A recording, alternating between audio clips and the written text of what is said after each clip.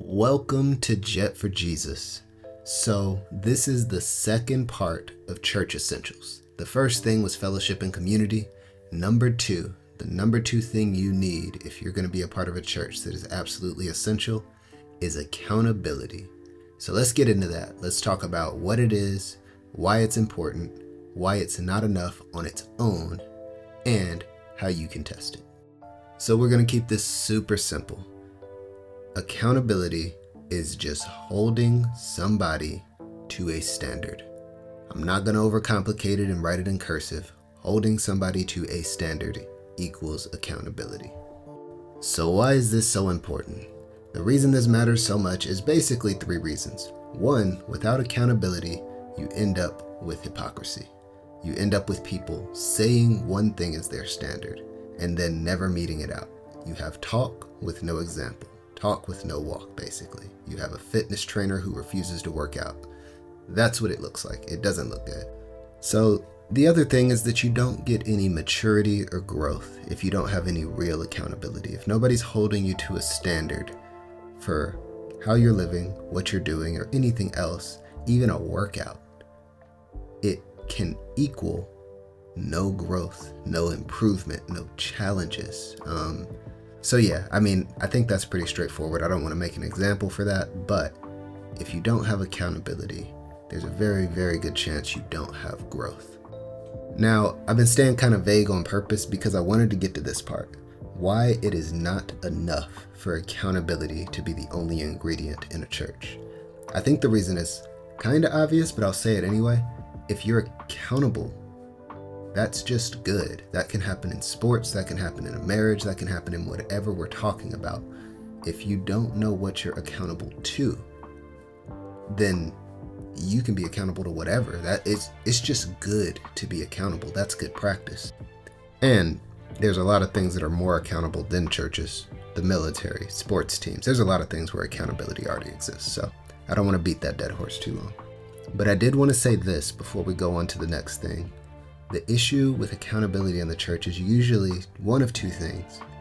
Either there is no accountability or there's no real accountability holding people to real standards, or there is accountability and it's not established what the actual standard is. It's not agreed upon.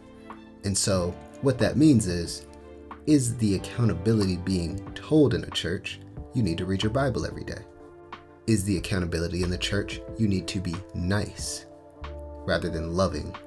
There will definitely be another video to note that distinction because that's a big one. Is the accountability have anything to do with tithing rather than being charitable? Those are two different things. And so the reason I'm saying this is because accountability isn't the issue. The issue is if you don't have a consistent standard for what you have to hold people accountable to, you're going to end up in some really sticky water as your cultures change, or even just the people change, not even the culture, just circumstances. So that's a really important thing to know beforehand. Accountability isn't the bad guy here, but knowing what you're accountable to is.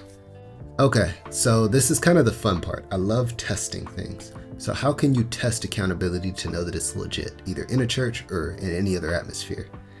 What I would do to test if a church is actually holding to a real standard, or to figure it out, is go to a church and watch how they handle conflict. Watch how they handle disagreement. If there is no disagreement, run. The only way everybody is thinking the same is if nobody's thinking.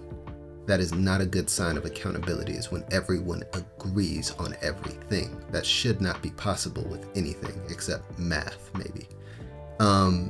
The second thing is, how is it addressed? How do they handle conflict? Is it flip it? Or do they actually help process through the question and treat it seriously? Do they give you a sermon and tell you to listen to this, it'll solve all your problems? Or do they invite you into discussion and ask you to further explain your point? Do they say, man, I've never thought of that before? Or do they say, 2,000 years of church history have covered this topic already, why even bother thinking about it?